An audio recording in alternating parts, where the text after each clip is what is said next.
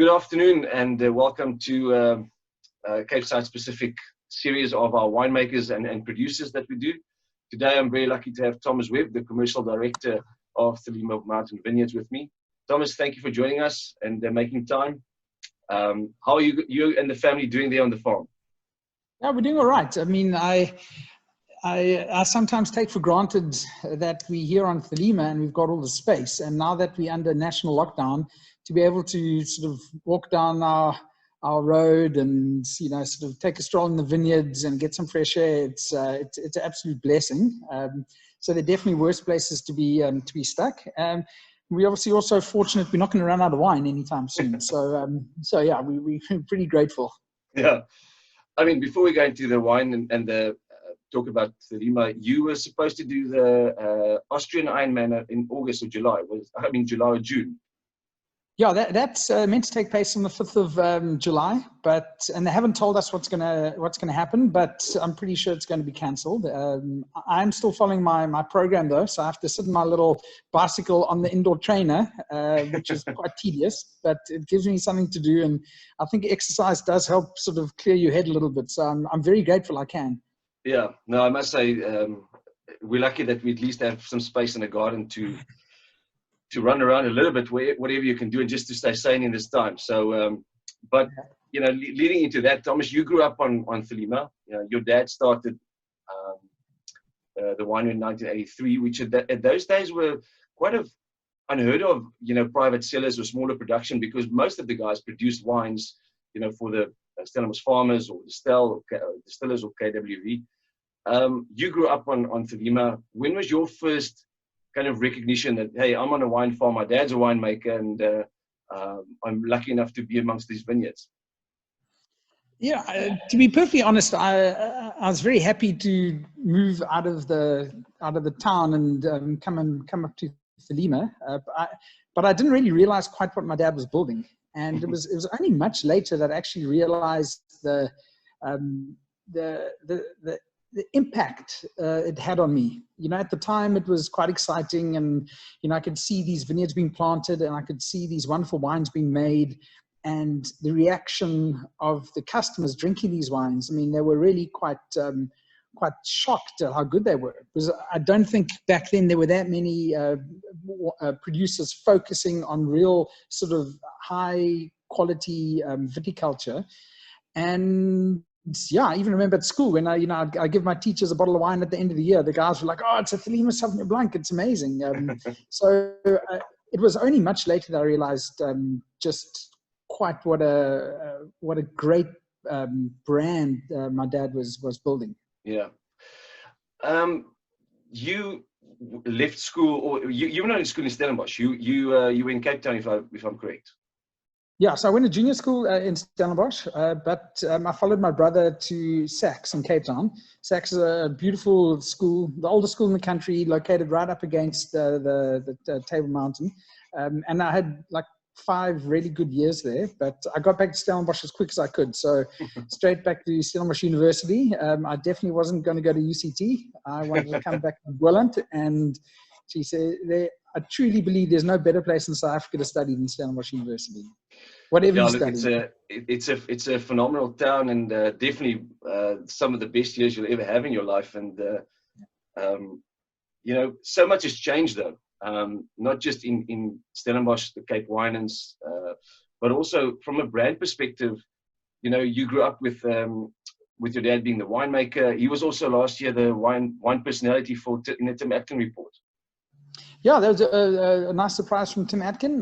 He named my dad the sort of South African wine legend of the year, which is, I think, a nice recognition for my dad. He's not really on the scene anymore. He's not one of those winemakers who's out there talking a lot and promoting himself, which is not necessarily a bad thing. But he's, he spent nearly 4 decades building Thelema. He's still in vineyards every single day, and I don't think you can really truly make a great brand without having a great person behind it. And so, yeah, I was very happy that he got that recognition. Yeah, no, definitely, and also that experience of knowing your vineyards better than anyone. I mean, it's definitely one of the most beautiful drives, not just in Stellenbosch, but driving into your property and looking at those beautiful Simonsberg Mountains.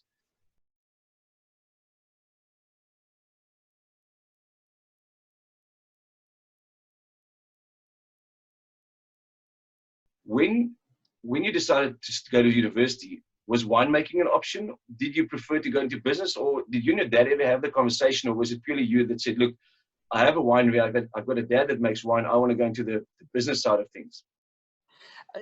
I was never interested in being a winemaker, and it's probably a good thing, because I definitely don't have green thumbs, and that's certainly not my skill. I always felt I'd do something sort of more on the commercial side. But back in the mid-90s, when I finished school, there wasn't really any talk of wine business degrees or anything like that. So yeah. I thought maybe I'd end up back in the business, but I definitely didn't have a clear path when I was 18. And I was saying to myself, I am going to be working at Thelema in 5, 10, 15 years time. Yeah. And without having a passion for vineyards or winemaking, I wanted to first go and see what was out there. But by university, I'd already developed quite a passion for wine itself. And I think that always left those sort of seeds planted that I'd be involved in Thelema at some point. Yeah, I mean, it's probably a wonderful blessing to know that you have that as a backup to go to one day. But then you also you studied the wine marketing course at Adelaide University. Yeah, so I finished my undergrad, which was a Bachelor of Economics at Stellenbosch University, and I finished that in 98. And I got the 2-year work visa to go to London with pretty much everyone at that time. Yeah. And so I kind of just bummed around, and I had professional jobs, but they were all pretty low level and pretty low pay. And I was kind of just saving money to keep traveling. And, I got to travel, back then through sort of all over Europe, into the Middle East. So it was a brilliant experience. But by the time I was about 25, I wanted to do something a little bit more interesting and a little bit more focused. And my dad suggested that I enroll at Adelaide University, or at least apply for the wine course at Adelaide University. And it was, I was just so happy, because I didn't even know this course existed. It was an opportunity to go study abroad. It was an opportunity to study something I was interested in. So the timing was just perfect. So it was, that was the opportunity for me to just take sort of interest in wine to it becoming more of a vocation. And best decision of my life. Would you, I mean, if there's 2 or 3 things that you can take out of that time at Adelaide University without focusing just on wine, and that you still today kind of, keep in mind in your daily job, what would that be? Well, just from a general point of view, it was the first time I studied something I really cared about, and it made me realize that if you don't really like what you're studying, or you're not really interested in it, then it's a bit of a waste of time. Yeah. So that was that really dawned upon me, even in my results, because throughout university I did okay, but I was definitely a lot closer to 50 than I was to 80. But by the time I got to Adelaide, it was just amazing. You just threw yourself into it, and you just loved learning about the subjects, and you realized you exceed when you're actually interested, because when you're interested, you're committed, and it all sort of carries on from there. And another major thing that I learned by studying abroad was all those sort of preconceived ideas you had on anything, you had to actually sort of disassemble and find a new approach to everything, because you had to, I studied with people from China and the USA and Switzerland and the UK, and you get all these different perspectives. And so you learn to sort of take a totally different and a much wider view on things, and especially on wine. Because when I went over there, I was adamant South African wines were the best. After the first year, I was adamant the South Australian wines were the best. By the time I left Australia, I loved the Victorian wines. So you realize that there's so much out there, and the more you keep learning, the more you realize you don't know. So you want to keep exploring. But in terms of right now, it just gave me a good footprint into wine as a field. Wine isn't just a glass of wine. Wine is what's happening in the vineyards, Wine is how it impacts on culture and society. Wine is also about the commercial side of it and running a business and marketing a product. And every wine's different. So you can't just put this one marketing formula and sort of plug it in and press play and it's going to spit out your path to greatness. Was your position at Thelema, was that your first, let's call it, proper job in the wine industry, or did you first start somewhere else before you joined the family business? Well, my first wine job, apart from working at Thelema, doing deliveries when I was at university or in the holidays, I'd help pack orders and things like that. But when I was I lived in Ireland for 2 years after I was in the UK. So this must have been around about 2000, 2001. And I worked in a wine shop called Vaughan Johnson's Wine Shop. So the same store as they had in the waterfront here, they had a store in Dublin. And that was brilliant. And we had a lot of fun. I'd work my normal job in this accounting firm during the day.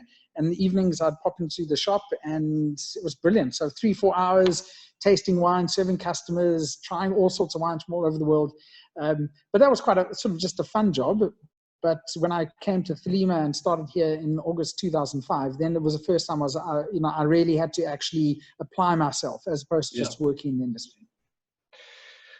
Before we get into the wines, quickly tell us, where does the name Thelema come from? There's a beautiful story on the website around it. Yeah.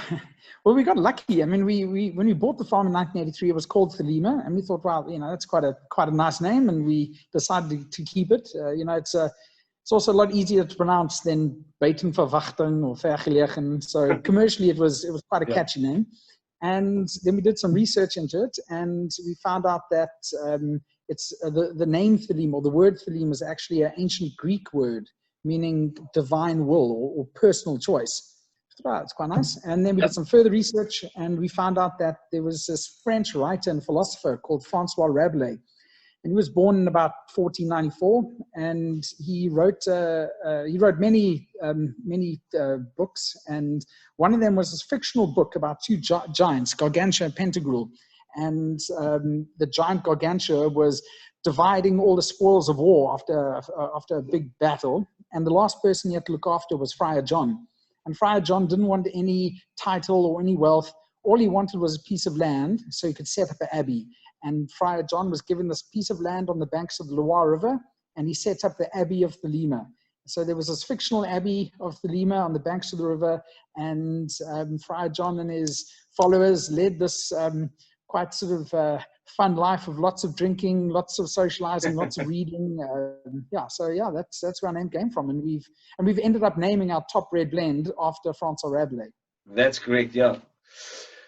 So in a very short space of time, your dad established Thelema. It quickly became probably one of the most recognized wines, not only from Stellenbosch, but also from South Africa, and definitely in the premium upper echelon of production.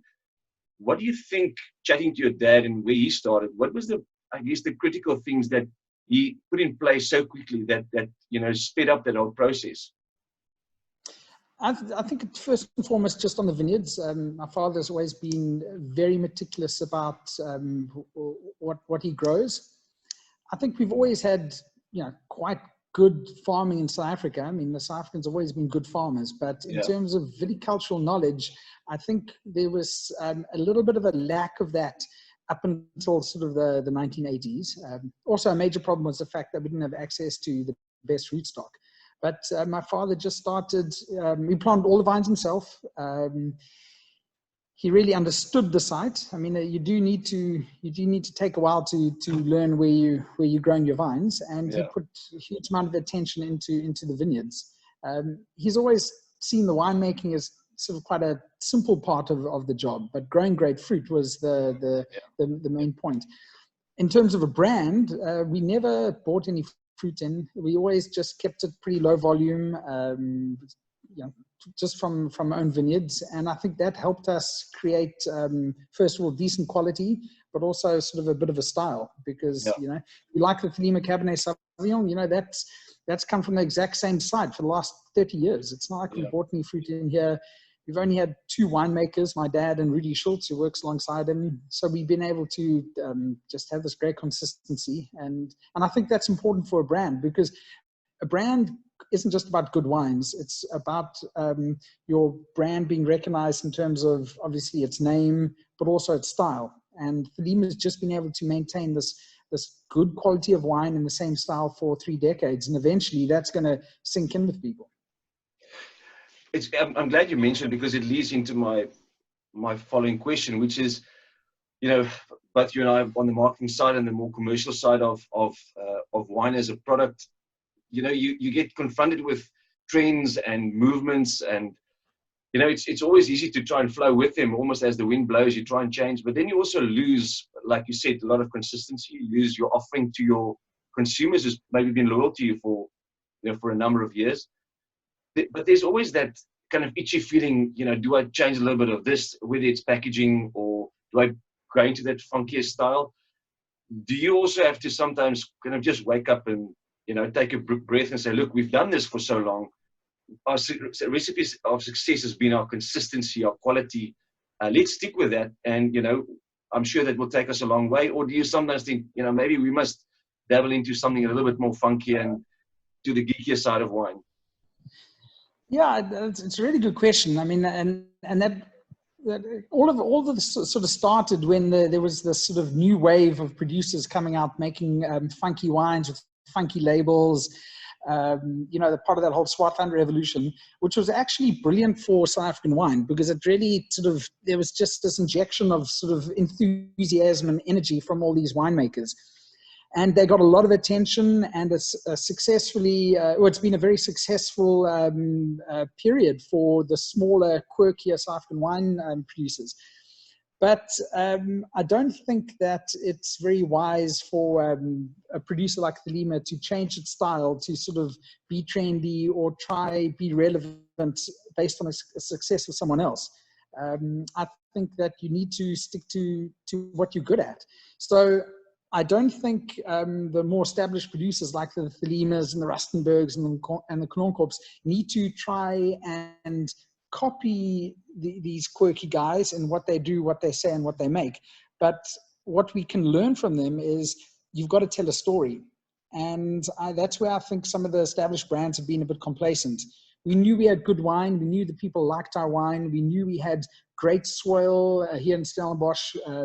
We had a brand, but we weren't telling the story. And that's what a lot of these new guys, these Swartland guys did. They all great characters, they're a lot of fun, and they told their story. So that's where brands like Thelema, if we want to improve, we must just improve in telling our story. Yeah. Because like I say, we've got all the ingredients for great wine, but in this day and age, you can't just make great wine. You need to bring the wine to the people. You need to remind people who you are and what you've got. And now that all the dust has kind of settled after all the craziness of the last 10 years in wine, people will always turn back to quality. And right now, if you think about quality, think about like Rustenburg, Peter Barlow, Knornkorp, Paul Sauer, Meerlus Rubicon, Thelema Cabernet Sauvignon. There's some pretty powerful wines there. And so what I look to do at Thelema is I want to keep Thelema refreshed. But we certainly don't want to change our recipe. I want to be remembered, I want Thelema to be remembered for people trusting what we've got. And when someone pulls up a Thelema Cabernet Sauvignon, pours a big glass and just goes like, I love it. And because people want that. People don't want to always be experimenting with wine. People want quality and they want consistency. And that's what Thelema can offer. Yeah. And also, I guess the challenge of the last, you've been there, 15 years, you say, since 2005. Also, the way that we have to penetrate the market and get into the market space. I mean, maybe in the late 90s, early 2000s, a brand like Thelema kind of sold by itself. Would you say that it's been a very different challenge, especially in the last 10 years, of the amount of different brands coming out, and you need to be relevant and stay on top of mind in the marketplace, locally and abroad? And I know you've done a lot of work traveling and really carrying the flag for the brand all over. Yeah, the game's changed now. You again, like I said earlier, you can't just make nice wine. You have to have good distribution. You need to remind people about what your brand qualities and your brand strengths are, because there's just so much wine out there. not only is it just the volume of wine, it's the fact that the quality of wine in general has improved astronomically. You know, at the end of the day, we are all wine consumers, and you know, it's never been a better time to be a wine consumer. There's just so many wines. We have access to international wines.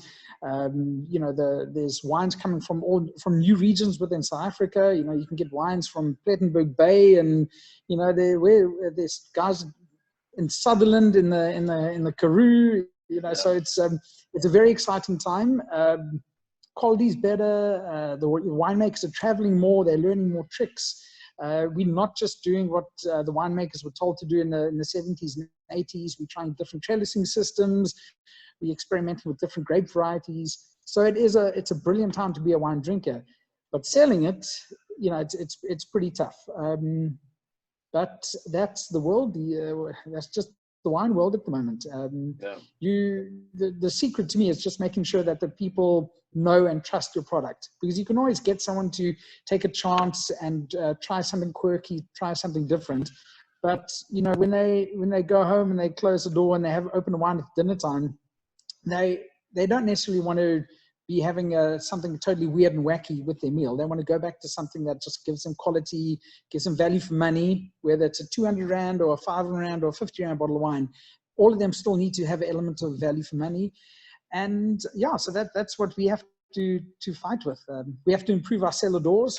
You know, the tourism to the Western Cape has been massive over the last couple of years, and so we're fortunate. We've got these pool of new potential customers coming from abroad, even guys coming down from Gauteng and KZN. You know, they're all potential new customers, and you need to hook them in. And so hopefully, when they back home and they going into the macro and they want to get their wine for the weekend, they're going to go along the rack and go, "Oh, there's Thelema. Yeah, had a great time at their tasting room," and they're going to take the wine. So you just got to permanently be keeping at it, eh? I guess that's a fun part. I know my first couple of years in the industry was one of my old previous bosses used to say, the more you drink, the more you learn. Obviously, I guess in balance, but that is the fun part about wine. But I think all consumers has that brand they fell in love with, whether it was at Stellenbosch while they studied or through experiencing wine. And when you're in that learning phase of wine and you discover a Thelema wine, you fall in love with it for life. That's all. You always dabble around and play with experimenting, but there's always a go-to brand, and that's where the consistency comes in that you mentioned. Then, you know, when I think Thelema, and you mentioned earlier, Cab is probably the one variety that you are known very well for. If there's two wines that you love taking to either a trade tasting or just people that you know are into wine that they generally wouldn't think of when they think Thelema, what would that be? I guess, you know, my two default options would be Thelema Cab and Thelema Chardonnay. And, you know, when you think of Chardonnay, everyone gets very excited for the cooler climate regions. You know, there's some great Chardonnays in the Himalnada, some great Chardonnays in Elgin, but geez, there are a lot of good Chardonnays in Stellenbosch.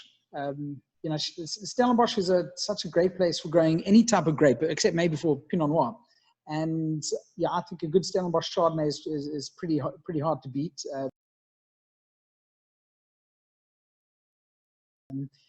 Yeah, so I'm a big fan of our Chardonnay, especially in the style my dad makes it. I mean, my dad's quite keen in his Burgundy, so he likes quite lean, structured styles of Chardonnay with good acidity.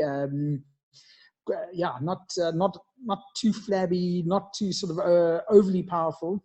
So that's how we sort of style our Chardonnay. You get a little bit of that flintiness, a bit of that oyster shell. Yeah, so yeah, that's probably my go-to white in Thelema. And the red, yeah, Cabernet Sauvignon. I just loved it a bit. And, you know, we located on the Simonsberg Mountain. And, you know, to me, this is truly Cab country. I mean, if you think where we are, we next door to Carr, we've got great Cab. Then we next door to Rustenburg and Glenelly, and a bit further around the corner, you get to Kononkorp. So, you know, it's really, really good for Cabernet Sauvignon. Yeah, it's Thelema Cab. Yeah, that is the sort of quintessential Thelema wine, no doubt.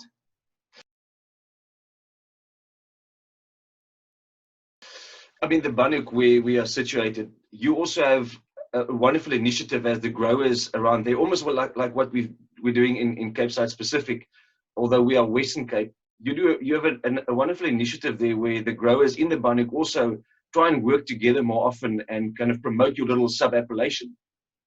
Yeah, no, that's something that I think South African wine people are very good at. We happily work together. If we had a trade show, we'll happily pour one of our neighbors' wines. I can't imagine there are too many Italian producers who would happily pour their competitors' wines to the customers. So there's always been really good information sharing. I think what's also important is the different wards are working harder to sort of promote themselves. Because people know Stellenbosch now. Stellenbosch is internationally recognized, but Stellenbosch is a very big area. And, you know, the Banhoek guys are different to the Bottlery Hill guys, who are different to the Firgrove guys, who are different to the guys in Somerset West. So there is a lot more work in promoting the different wards within Stellenbosch. But the whole idea of like sharing information, working together, that's something that all the South Africans have been very good at, including the Swartland guys, including the Robertson guys. They've put a lot of work in. So no, I think that's just something that us South Africans are all pretty good at. Thomas, lastly, we are sitting in a situation now in South Africa where you're mentioning Celador, but you know, a lot of the brands are very strong locally compared to exports. Yet we are not allowed to sell anything, even online delivery. Exports have been blocked for now. What is your percentage of sales in terms of productions? What percentage are locally sold, and how much do you export? We sell about 2/3 locally, so the local market's always been very strong for us. And our export markets are very important, but we generally pretty well spread. It's not like we've got any one country or any one big retail partner internationally who takes masses of our wine. So yeah, the local market is where our I can't really say our focus is, because we focus everywhere, but it's where the bulk of our wine sales are. So I'm very keen for the rules to be relaxed a little bit, because I'd love to see the trucks going out again and supplying everyone with wine. But yeah, it's very difficult to know what's going to happen. I'm pretty sure the government do have some sensible reasons as to why they're not allowing alcohol sales, and we have to look at the bigger picture of all South Africans, not just the wine drinkers. But at the same time, you know, we can't let this economy stall, because to get it started up again might be a major problem and take a long time. Yeah. Thomas, thank you very much for making it time. Good luck with staying sane, and enjoy the space that you have there on the farm. It's really an honor to have a brand like Thelema with the pedigree you have as part of Cape Side Specific, and really telling the story about, you know, your little piece of God-given earth here on the Banhoek, which, like I said, is one of the most beautiful properties to drive onto. So thanks for joining us. Enjoy the privilege of having your wine storage room close to you. And yeah, let's hope we can send some Thelema wine soon out to our public. Yeah, thanks, Glenn. Good catching up, and yeah, stay safe yourself. Cheers.